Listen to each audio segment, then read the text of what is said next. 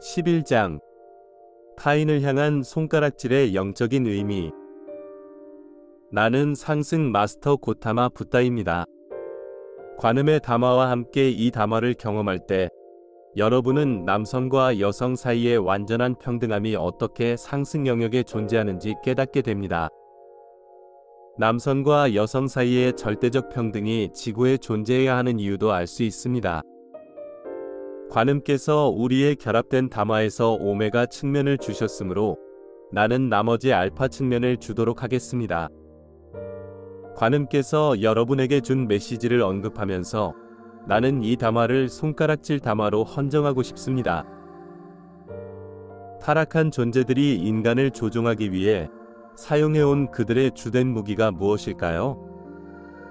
바로 손가락질하는 것입니다.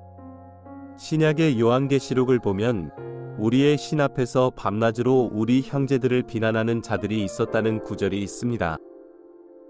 그리고 형제를 비난하는 자들이 쫓겨났을 때 하늘에서 크게 기뻐했다고 합니다. 이 문장은 정확한 표현은 아닌데 왜냐하면 그 존재들은 하늘이 아니라 처음으로 추락했던 첫 번째 구체의 존재들을 뜻하는 것이기 때문입니다.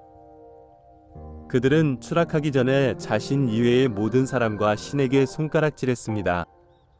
말 그대로 주변의 모든 사람을 비난했습니다.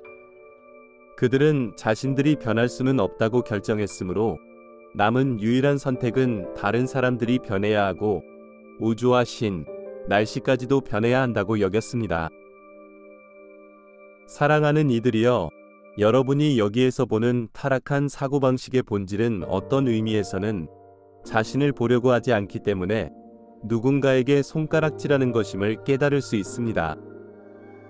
우리는 인간들을 조종하고 속이기 위해 설치된 정체성층과 감정층에 있는 어떤 구조와 시스템에 관해 이야기했습니다. 이것은 현재에도 존재하고 역사를 통해서도 봐왔던 모든 독재체제의 기반입니다. 이러한 구조의 핵심은 외부의 누군가에게 손가락질하는 그 의식입니다.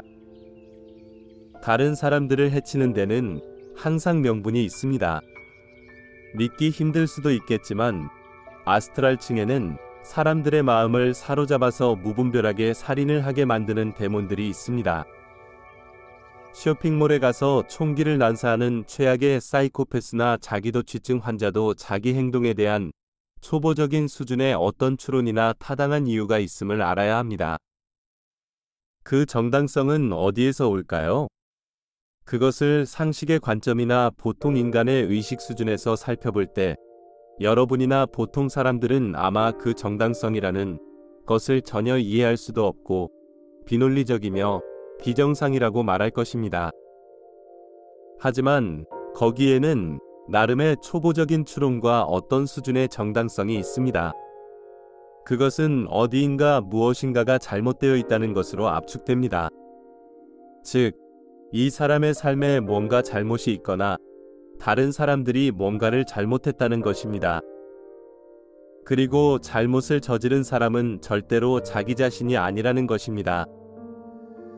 다시 말하지만 밖으로 손가락질하는 원리는 인간의 어떠한 행동도 정당화할 수 있습니다. 이 말을 잠시 숙고해 보세요. 자신의 밖을 향한 손가락질은 인간의 어떠한 행동도 절대적으로 정당화할 수 있습니다. 그리고 역사를 살펴보세요. 사람들이 얼마나 끔찍한 잔혹 행위들을 저질렀는지 그들은 항상 그것들을 정당화할 수 있었습니다. 그 행위들을 정당화하는 방식은 외부의 무언가가 잘못되었다고 지적하는 것이었습니다. 그들이 잔혹한 행위를 했던 이유가 바로 그것 때문이었습니다. 사랑하는 이들이여, 알다시피 손가락질하면 아주 쉽게 손가락을 구부리고 방아쇠를 당겨서 누군가를 죽일 수 있습니다. 지적하는 손가락에서 방아쇠를 당기는 손가락으로 이동하는 것은 순식간입니다. 타락한 존재들은 누군가가 먼저 손가락질을 하게 한 다음 그 손가락을 구부려 방아쇠를 당기게 하는 데 전문가이며 이것을 수도 없이 계속 반복해 왔습니다. 내가 계속 얘기할 필요가 있을까요? 그들은 이러한 패턴을 지속해왔고 사람들은 계속 그것에 빠져 있습니다. 내가 이것을 반복해서 말할 필요가 있을까요? 세상에 고통이 있는 이유. 이런 악순환을 끊을 수 있는 방법은 무엇일까요? 무엇이 그것을 깨뜨릴 수 있을까요? 붓다의 본성이 그것을 깰 수 있습니다. 심지어 완전히 광분한 상태에 빠져서 손가락질하면서 방아쇠를 당기는 사람들조차 내면에 붓다의 본성이 있습니다. 무엇이 그들을 붓다의 본성에 연결되게 하여 남에게 향한 손가락을 자신에게 향하게 할 수 있을까요? 자, 그 때문에 이 세상에 고통이 있는 것입니다. 일단 사람들이 이원성에 들어가서 밖을 향해 손가락질하기 시작하면 그들은 고통을 받습니다. 사랑하는 이들이여, 왜 그들이 고통받을까요? 문제의 원인이 외부에 있다고 생각하면 그 즉시 자신을 변화시킬 힘을 잃게 되기 때문입니다. 붓다의 본성에서 분리된 것으로 자신을 보게 하는 분리된 자아들을 일단 만들기 시작하면 여러분은 고통받게 됩니다. 분리된 자아는 오직 고통만 받을 수 있습니다. 설령 그 분리된 자아가 지구에서 완벽한 힘을 얻고 원하는 것은 무엇이든지 할 수 있다고 느끼게 되더라도 여전히 긴장이 있으므로 여전히 고통을 받습니다. 비록 여러분이 지구상의 모든 힘을 얻더라도 거기에는 여전히 가져야 할 힘이 또 남아있을 것입니다. 여전히 여러분의 힘을 잃게 만들 수 있는 위협이 존재합니다. 여러분이 잠시 행복에 빠질 수는 있겠지만 진정으로 고통에서 해방될 수는 없습니다. 일단 고통받는 상황에 들어가게 되면 여러분은 붓다의 본성과의 연결을 잃게 됩니다. 여러분은 자신의 직관적인 능력을 아주 빠르게 잃게 됩니다. 다른 사람에게 손가락질하면서 여러분이 어떻게 분별력을 가질 수 있겠습니까? 그렇게 되면 무엇이 여러분을 일깨울 수 있겠습니까? 우리 상승 마스터들은 여러분에게 다가갈 수 없습니다. 영적인 가르침도 여러분에게 닿을 수 없습니다.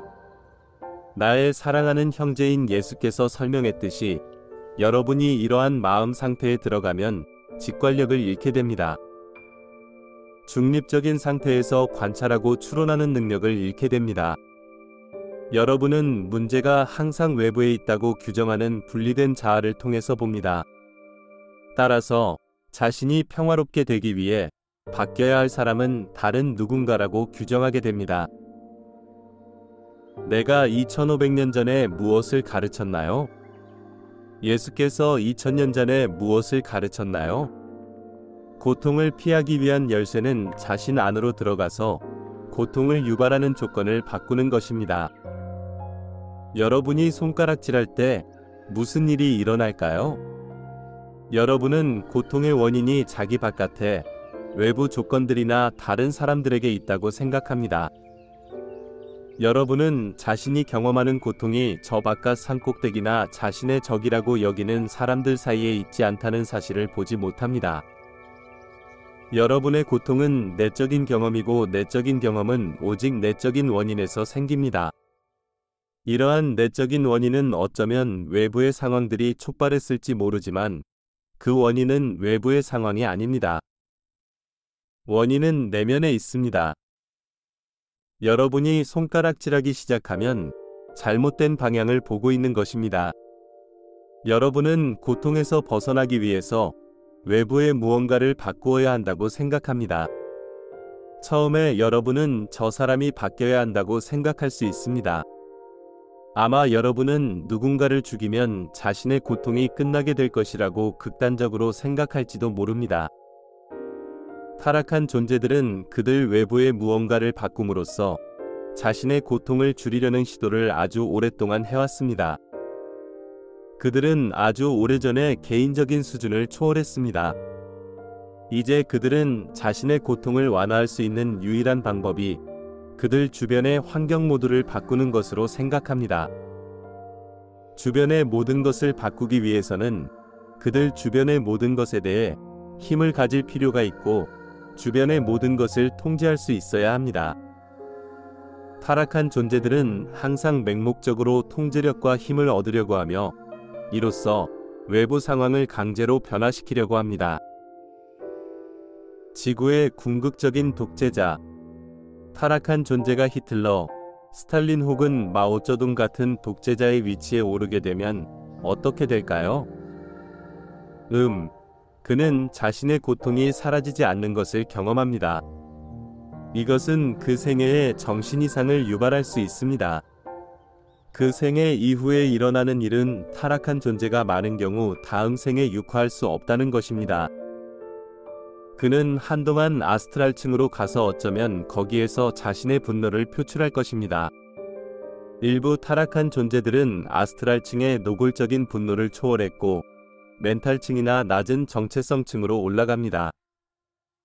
거기에서도 그들은 내가 한 단계 더 높은 수준의 통제력을 가지게 되면 고통이 사라질 거야라고 생각하면서 통제를 추구하고 있습니다.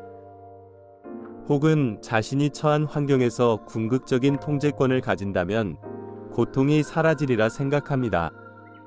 심지어는 신에 대한 통제력을 얻고 신 또는 자유의지를 주는 신이 뜻을 바꿀 수 있다면 자신의 고통이 사라지리라 생각합니다. 감정, 멘탈, 정체성층에 있는 인간을 조종하려는 이러한 전반적인 시스템 뒤에는 그 세 층에 있는 아주 제한된 수의 타락한 존재들이 인류를 통제하고 지구상의 삶의 모든 측면을 통제하려는 목적으로 작업하고 있습니다. 우리는 이러한 가르침을 이전에 강조한 적은 없지만 예수와 함께했던 나의 생애들에서 어둠의 마스터라고 서술한 어떤 타락한 존재가 이러한 구조의 꼭대기에 있다는 개념을 주었습니다. 타락한 존재들의 구조를 따라가 보면 여러분은 정말로 한 존재가 이러한 구조의 꼭대기에 있는 것을 보게 됩니다. 지구의 궁극적인 독재자는 누구일까요? 자, 그것은 어둠의 마스터입니다. 그는 물질층은 물론 아스트랄, 멘탈, 정체성층의 다른 타락한 존재들을 통제하고 있습니다. 그는 절대적으로 통제하고 있습니다. 이제 여러분은 생각할 수 있습니다. 이 존재가 지구와 관련된 모든 타락한 존재를 절대적으로 통제하는 위치로 올라간 이유가 무엇일까요? 그가 특별히 강력해서 그런 것일까요? 특정한 능력들이 있어서 그런 것일까요? 특별히 현명하거나 똑똑한 것일까요? 자, 그가 그렇다고 말할 수도 있겠지만 그는 어떻게 다른 타락한 존재들을 통제하고 있을까요? 추측하건대 여러분은 타락한 존재들 사이에서 진정한 협력이란 없다는 것을 알고 있을 것입니다.